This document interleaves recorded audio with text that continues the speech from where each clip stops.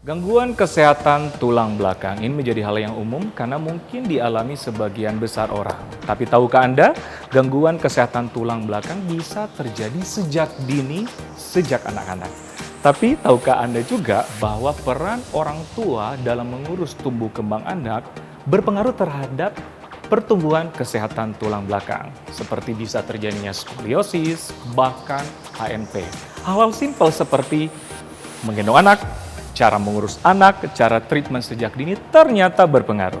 Nah, bagaimana cara mengenalinya sejak dini dan bagaimana penanganannya? Simak perbincangan saya bersama Dr. Ibrahim Agung, spesialis rehab medik.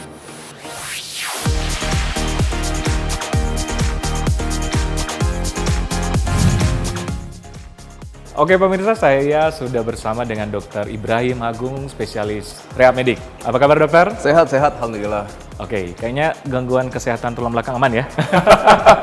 Saya lagi tanya, aman terus mudah-mudahan ya, aman ya. ya, karena kita berbicara mengenai tulang belakang, dokter. Oke. Ini menjadi mungkin apa ya, isu hangat karena saya juga lagi treatment nih tulang belakang sama dokter nih. Nah, ngomong-ngomong kesehatan tulang belakang, dokter, ini kan dipengaruhi sejak dini ya? Betul. Sejak bayi Sejak ya? dari bayi, anak-anak, betul. Anak-anak bisa ya? Bisa, Nah bisa. mungkin masyarakat ingin tahu apa sih jenis gangguan yang sering terjadi sejak dini? Seperti kan kita ketahui bersama ada mungkin yang umum skoliosis, Betul. sampai HNP. Apakah memungkinkan dari sejak dini dok? Iya, betul. Jadi memang kita harus lihat kelainan tulang belakang pada anak, pada dasarnya ada yang bawaan. Jadi memang terlahir sudah memiliki kelainan pada tulang belakangnya. Baik, baik. Tapi ada juga yang didapat. Nah, didapat ini bisa disebabkan karena kesalahan orang tua dalam melakukan handling ataupun pergerakan atau treatment pada anaknya. Oke. Sehingga bisa terjadi anak itu mengalami masalah tulang belakang, seperti yang paling sering skoliosis. Kita tahu skoliosis ya, tulang belakangnya bisa bengkok, plus ada rotasi atau perputaran dari tulang belakangnya. Ada Oke. juga kifosis. Kifosis ini postur yang bungkuk seperti ini. Ini kalau Ya. kita lihat anak-anak zaman sekarang banyak sekali dok, karena mungkin harus online atau Online. pakai HP, jadi posturnya agak kifosis atau bungkuk. Baik, baik. Atau ada juga hyperlordosis. Jadi Terlalu gini ya? terlalu begini. Ini juga menyebabkan gangguan pada tulang belakang Tulang pada belakang, anak. ya. Iya, Nah, iya. itu semua jelas harus kita bisa cegah dari awal dan deteksi dari awal sehingga nanti ketika dewasa tidak menyebabkan masalah yang berat. Gangguan yang berarti ya? Betul sekali dok.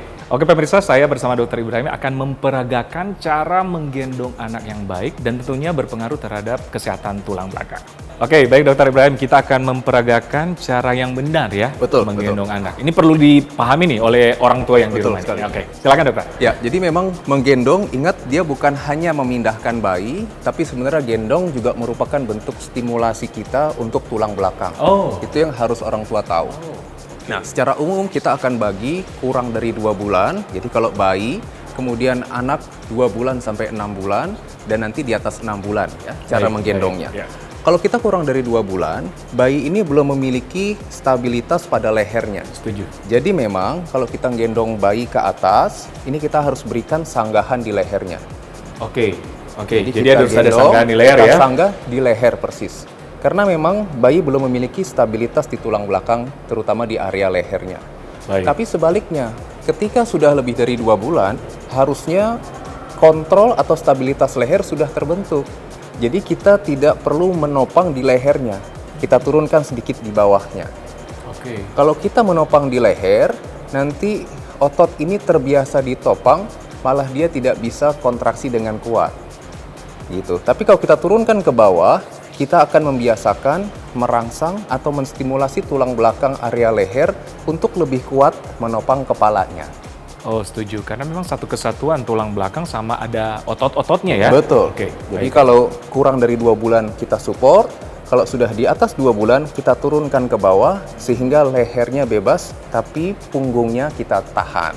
Baik, baik. Berarti kalau lebih 2 bulan udah bisa ya? Bisa Baik. kita tahan Ya. karena biasanya 2 bulan bayi sudah bisa mengangkat kepala. Begitu. Kemudian kalau sudah sampai 6 bulan, nanti kan 6 bulan anak sudah mulai merangkak dan duduk. Nah, kadang-kadang orang masih gendong begini. Harusnya kalau sudah 6 bulan, apalagi anak itu sudah mulai bisa duduk atau merangkak, kita support di bawah saja. Sehingga kita memberikan stimulasi untuk stabilitas dari tulang belakang mulai dari leher, punggung, sampai dengan ke pinggangnya. Tapi panggul tetap kita support. Oke. Nah, yang kadang-kadang salah adalah kita gendong begini karena kita agak takut. Kalau kita mau gendong yang lebih stabil, kita bisa gendong seperti ini. Kita dudukan ke depan, ini kita support ke badan kita. Jadi kita support seperti ini. Nah, ini aman. Kenapa? Karena kalau kita curiga ataupun kita masih khawatir tulang belakangnya belum kuat, kita sudah menopang ke tubuh kita. Baik. Jadi aman. Tapi tetap kita berikan beban ke tulang belakangnya. Sehingga kita tetap merangsang atau menstimulasi tulang belakang mulai dari leher, sekali lagi sampai dengan ke pinggang. Jadi seperti ini. Jalan aja seperti ini nggak apa-apa. Baik. Gendong. Kadang-kadang orang tua menggendong ke arah seperti ini. Gendong begini. Iya, iya. Nah, ini satu kondisi yang akan membahayakan bukan hanya tulang belakang, tapi untuk panggulnya. Panggul pada anak ini harusnya kita bisa pertahankan begini. Tapi kalau terlalu lebar, ada resiko namanya subluxasi atau terlepasnya bonggol pada tulang panggul ini untuk lepas. Setuju. Jadi kalau misalnya begini, misalnya saya badannya lebih besar, anak ini akan melebarkan, mengikuti. Dan ini resiko untuk terlepas sangat besar. Maka untuk anak yang sudah lebih stabil, di atas 6 bulan atau di atas 9 bulan, lebih baik kita menggendong itu di samping, dok. Jadi seperti ini. Gendong di samping, karena ini tidak terlalu lebar, kita support. Mau diberikan kain untuk menopang, boleh. Silakan. Mau dikasih support di bawahnya, boleh. Nah, ada kan sekarang modalitas-modalitas untuk membantu orang tua menggendong anak. Itu disarankan, dokter? Kita harus lihat dulu sebenarnya. Ada banyak sekali zaman sekarang variasinya. Tapi prinsipnya, asalkan modalitas tersebut dapat mensupport yang tadi kita sudah informasikan, baik posisinya di usia 2 bulan sampai 6 bulan, ataupun di atas 9 bulan. Kalau itu memang mensupport dan mendukung, itu boleh diberikan. Nah, dokter, ini kan masyarakat mungkin umum udah tahu ya dengan istilah skoliosis atau bentuk tulang belakang yang miring mungkin dan sebagainya. Iya. Itu berpengaruh juga di cara menggendong nggak, dok? Itu bisa disebabkan juga salah satunya dari ketika proses menggendongnya. Memang skoliosis yang paling sering disebutkan penyebabnya idiopatik, nggak tahu apa. Iya. Tapi memang beberapa teori mengatakan kalau pertumbuhan dari tulang belakang ini tidak seimbang, itu bisa menyebabkan skoliosis. Maka cara menggendong, misalnya banyak orang gendong begini ya, anaknya tiba-tiba miring ke sini, kemudian kadang-kadang miring ke sini. Itu kita bisa bayangkan bahwa beban ke tulang belakang menjadi tidak simetris. Itu yang akan beresiko menyebabkan skoliosis atau tulang belakang menjadi bengkok. Baik hurufnya C bentuknya atau bentuknya S, dok. Setuju. Jadi walaupun sesuai umur tadi yang diberikan oleh dokter ya, tapi mungkin sebagai orang tua kita tetap harus controlling ya. Betul. Oke, dokter, tentang berbagai kelainan tulang belakang pada anak. Nah, bagaimana kita sebagai orang tua untuk mendeteksi dini? Oh, anak kita mengalami kelainan tulang belakang. Gimana, dok? Baik. Jadi kalau misalnya anak, kita harus lihat dulu apakah dia sudah mulai bisa berdiri, berjalan, atau masih belum. Tapi kalau misalnya anak dengan kelainan tulang belakang, biasanya pasti mengalami fungsi yang terlambat. Misalnya harusnya 6 bulan sudah mulai duduk, ini dia terlambat, belum bisa. Ataupun orang tua akan melihat ketika memandikan misalnya. Ketika memandikan, harusnya tulang belakang ini kan lurus. Tapi kalau memang ada bengkok, biasanya sudah mulai ada kelainan dengan bentuk yang tidak simetris seperti ini. Kadang-kadang orang tua nggak sadar bahwa bisa jadi kaki anaknya panjang sebelah. Itulah yang bisa menyebabkan skoliosis salah satunya. Jadi perbedaan panjang kaki akan menyebabkan panggul ini menjadi lebih tinggi salah satu sisi. Itu yang dikompensasi dengan tulang belakangnya menjadi skoliosis. Nah, jadi kita melihat kalau pola jalannya normal, kemungkinan besar masih aman. Tapi kalau misalnya jalannya sudah mulai ada yang berbeda, hati-hati.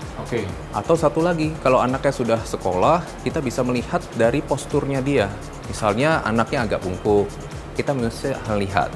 Atau misalnya anaknya berdiri tapi bahu kanan lebih tinggi, kita harus lihat. Atau panggulnya, kadang-kadang kalau berdiri, panggul kanan ini sudah lebih tinggi begini. Kita cek. Nah, jadi deteksi segera itu yang lebih penting, dok. Periksa memang ya. Tapi dokter gini, sebagai orang tua kan kita kadang-kadang ada kekhawatiran. Apakah ada batasan umur yang tepat? Kita bisa langsung melakukan treatment atau udah dikatakan terlambat gitu, dok? Jadi kalau untuk kelainan kaki ini juga akan berpengaruh terhadap anak ya. Kita observasi di umur 2 tahun, 3 tahun, kalau memang kira-kira masih belum dilakukan terapi atau masih aman, nanti 8 tahun akan kita evaluasi kembali.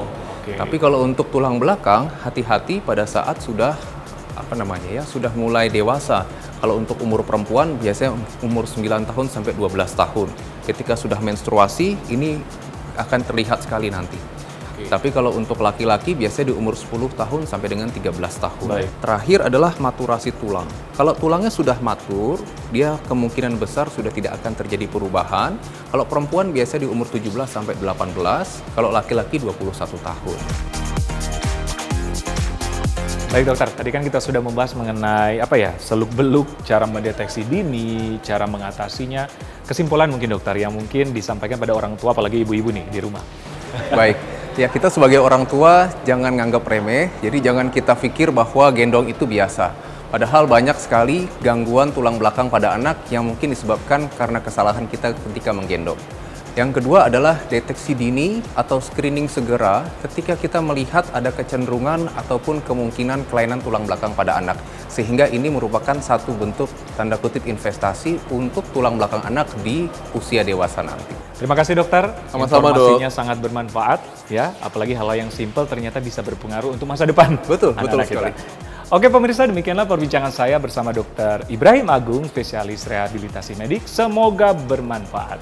Saya Dr. Ekles, bersama Dr. Ibrahim juga, untuk hidup sehat bersama saya, Dr. Ekles.